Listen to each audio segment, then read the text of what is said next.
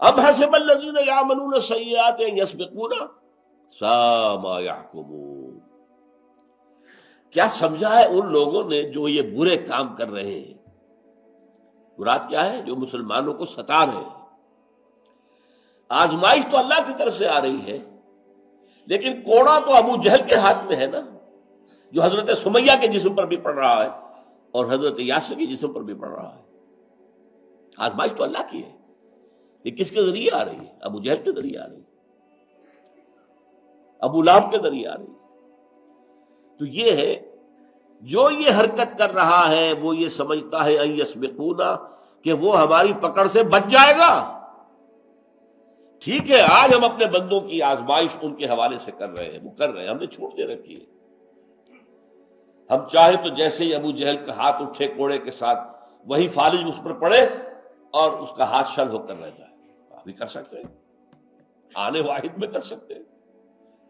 پھر وہ نہیں کر سکیں گے، یہ عذاب نہیں دے سکیں گے، یہ تعذیب المسلمین، یہ تشدد نہیں کر سکیں گے۔ لیکن نہیں، یہ ہم نے چھوٹ لی ہوئی ہے، کیونکہ ہم آزمانا چاہ رہے ہیں اپنے لوگوں کو، ہمیں امتحان لینا ہے۔ جو ہم پر ایمان کے دعوے دار ہیں، ہمیں دیکھنا ہے کتنے پانی میں ہے، کتنے کچھ اس کے لیے ثابت قدم رہ سکتے ہیں، یہ ہمارا امتحان۔ لیکن جو یہ کر رہے ہیں وہ جان لیں کہ ان کے اوپر بڑی سخت پکڑ آئے گی اور وہ ہماری پکڑ سے بچ کر بھاگ نہیں سکیں گے۔ اب دیکھیے اس میں دلجوئی ہو گئی کہ اے بلال گھبراؤ نہیں، ایک دن یہ تمہارا آقا جو آج تمہیں مار رہا ہے تمہارے ہاتھوں قتل ہوگا۔ غزوہ بدر میں امیہ ابن خلف کو حضرت بلال نے خود قتل کیا، وہی جو آقا تھا، جو مارا کرتا تھا، ستاتا تھا۔ تو ایک دن آ جائے گا، اور پھر جو اسے عذاب اللہ کے یہاں ملنا ہے اس کا تو آپ اندازے کوئی نہیں کر سکتے۔